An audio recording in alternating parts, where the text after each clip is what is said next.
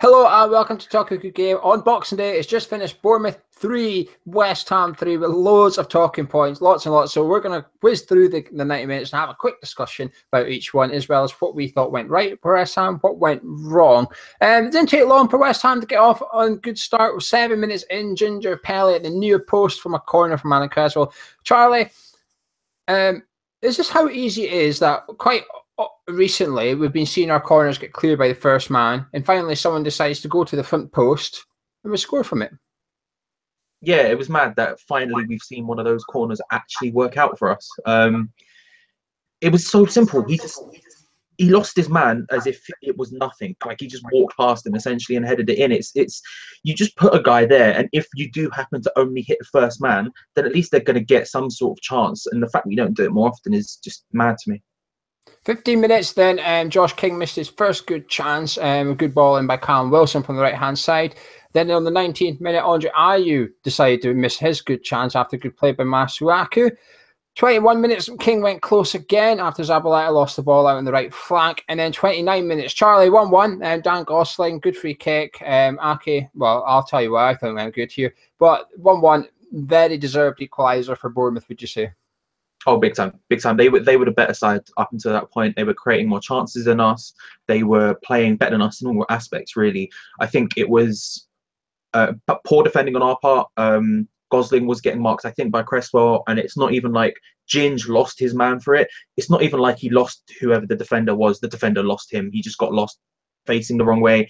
Ends up being quite a simple goal in the end. But for him to take it that quickly when it was coming at him quite quickly, it's a good goal from Bournemouth, and as you say, deserved, yeah. Yeah, I thought Ake was key in this, actually. The ball comes in and he just pushes into Ginge, which means Ginger's header just goes into the middle of the box instead of going behind for a corner or whatever. Ake does really well there to get involved without actually touching the ball.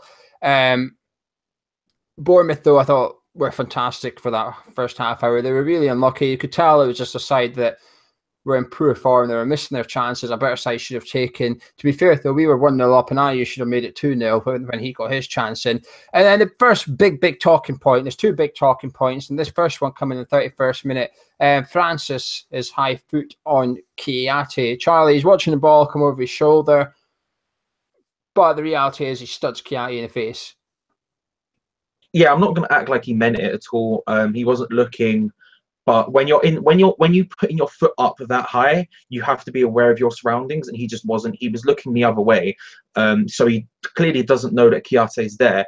But your foot is still up that high. You're probably going to have a player near you. It's stupid and reckless from his point of view, and how he's not got red carded for that, I genuinely do not understand.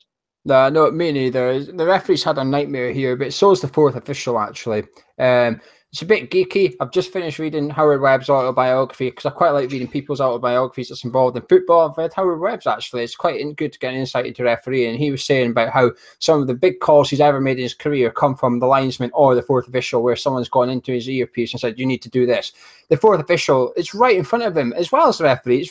Both of them are watching this, actually. They should both be seeing that and going, red card.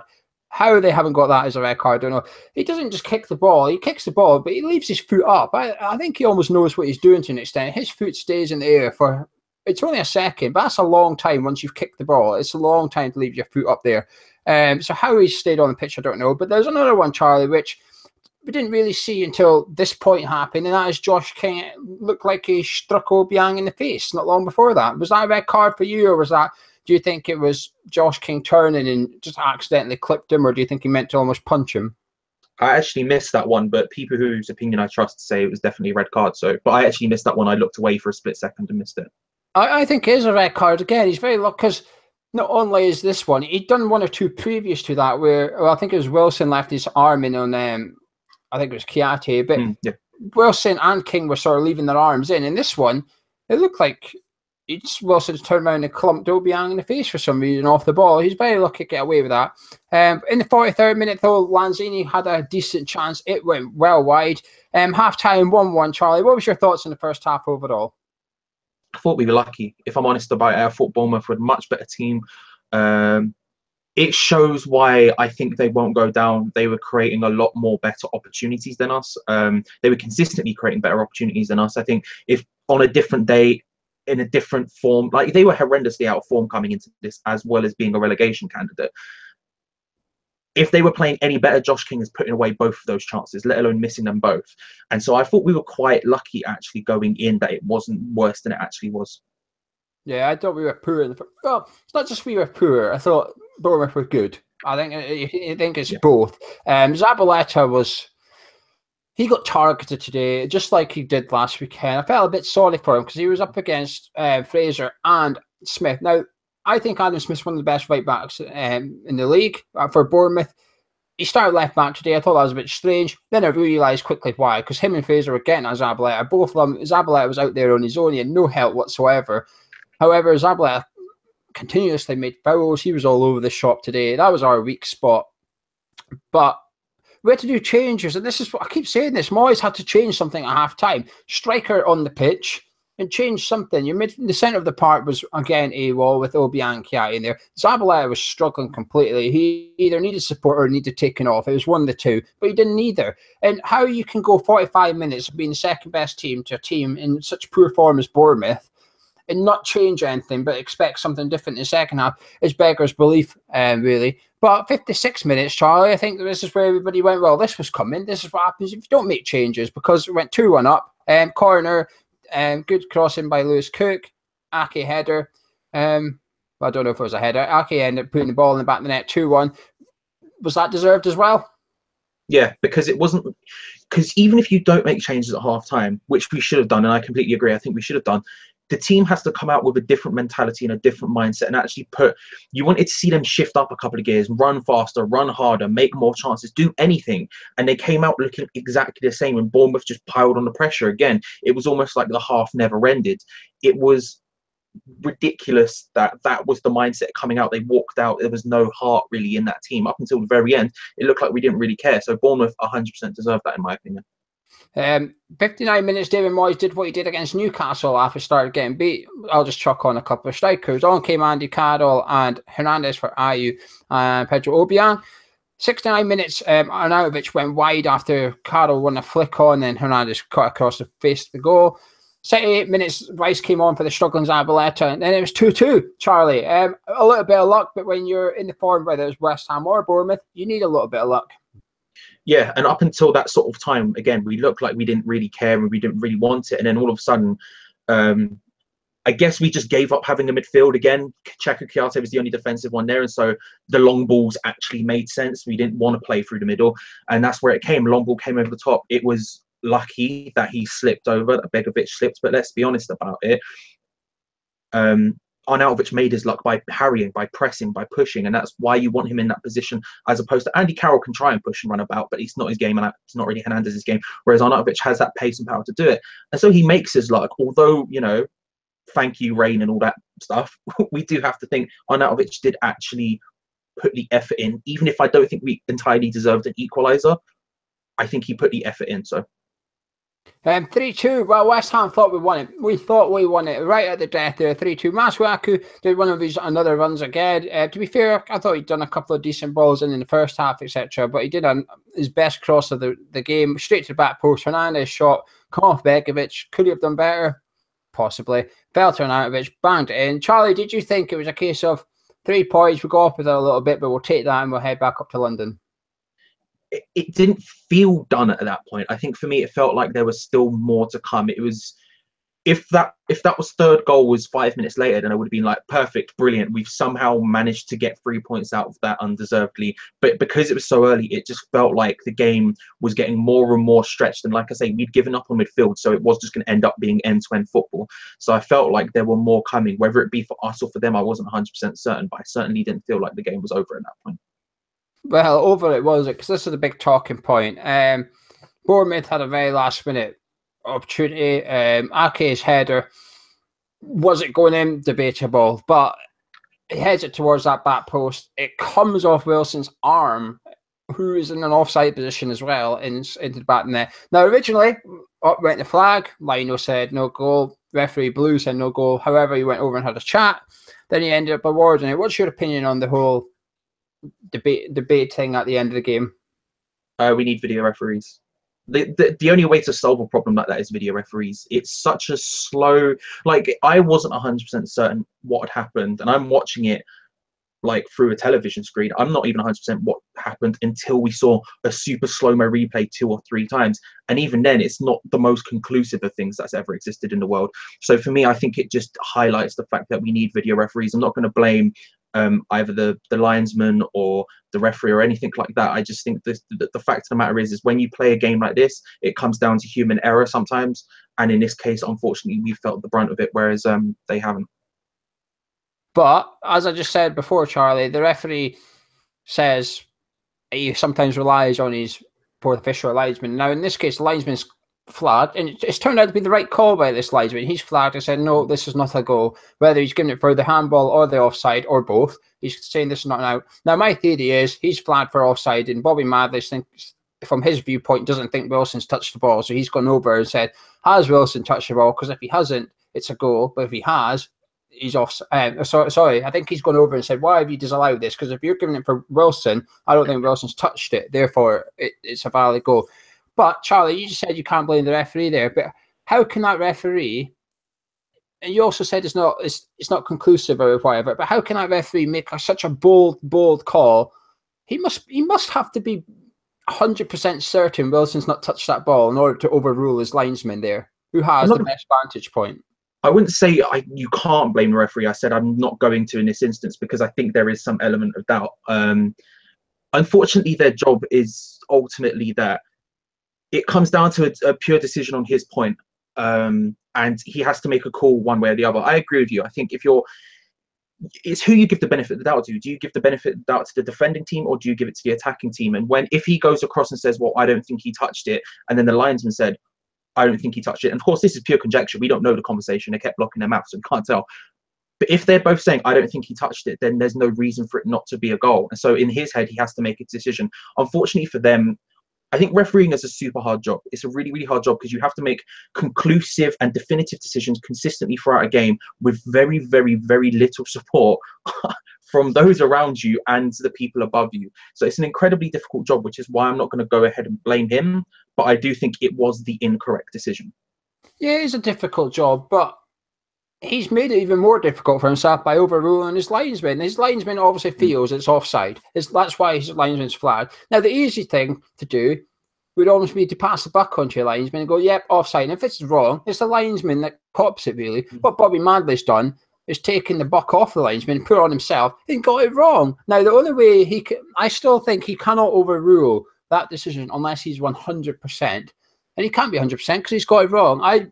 I'm sorry. I think we deserve 3 points, but we'll talk about that in a minute. But he just robbed us of 2, in my opinion. That one decision, there should have been a red card on the half-hour mark anyway. But that very last second, right? I just don't get why he's overruled his linesman at all. He has to be 100%. He can't be. He can no way be 100%. But it's done. It's finished 3-3, point each. But where's it gone wrong today for West Ham, Charlie? Or is it gone right? Is a point a good thing from this game? What went wrong was the first 75 minutes of football. We were just second best. They weren't even that good a team. Is the thing. They were attacking well and creating good chances, but defensively they were suspect and there for the taking. We saw that when the couple of chances we did get, we actually created some space. It was like there was something there to be taken. Unfortunately, David Moyes is again set up for what looks like, appears to me at least, set up for a draw against a team who are in bad form and in the relegation zone. And that means that we just don't create enough chances. We don't create enough good chances. We don't commit enough people going forward. And the more we do that, the more we're going to struggle to score goals, which is a weird thing to say after we scored 3, but then 2 of them only came after we put on every striker we had on our book, seemingly. So for us, I think it went wrong because we just set up too negatively. Yeah, at the end of the day, we've scored 5 goals in the last 2 games and got 1 point. That's not good.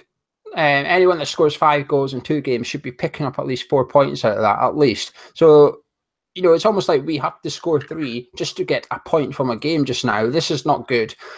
His first team, nobody was happy with it. I didn't think I saw one person say, oh, yeah, that's a good 11. Well done, David Moyes. There was lots of people pissed off with no striker. And in the first half, it showed just why people were pissed off, because the ball kept getting booted up, and Arnautovic and Lanzini were all sort of playing as attacking midfielders, getting forward when we've got possession, but none of them were playing as an actual striker. There was no one there to try and get the ball off the the Bournemouth defence. There was no one there to hold it up. And every time we got rid of it, it just comes straight back at us. But the problem for us was Bournemouth are a team that get the ball on the deck. That's the worst thing ever for us. We'd much rather play a team that would pump it back at us so we can head it away and whatever. I thought the game was actually quite a good game to watch from both teams. Both teams created chances. It was a good game of football to watch, I thought. But, you know, at half-time, he needed to do changes, and he didn't. He had to wait until we were 2-1 down before he reacted. And it's just a shame that we've got to wait for that. But the plus side is, surely he's not going to play no strikers against West Brom on the 2nd of January now. But let's talk about one of the two players, Charlie. Creswell, do you think he finally got found out as not being a centre-back today? Yeah, he got found out in every single sense of the word today. He just was all over the shop and didn't look at all prepared for what was to come. Is there any other players that you thought were really poor or sort of good enough to warrant praise and being picked out for being a good performer for West Ham today? I think I think we got found out actually down the left overcommitting quite a lot. There were times where they would just break down that side and we didn't get back anywhere near quick enough, and that's both on Masuaku and Cresswell. But Masuaku going forward again continues to be just the best thing that we have. Arnautovic looked completely. He looked like he did before Stoke. He looked up for it, but he just didn't seem to be able to create and score the goals. And I didn't think it was going to happen to him up until right at the end. And then all of a sudden he seemed to become the Arnautovic we saw against Stoke, where he just wanted everything all of the time. But I think Masuaku had a very good game going forward, if not defensively. And the final point I'd make is Czech Kiarte continues to be a pointless player. Just, I don't know why he's there. Yeah, I thought Zabaleta and Creswell were two poor performers today. I think Creswell got found out.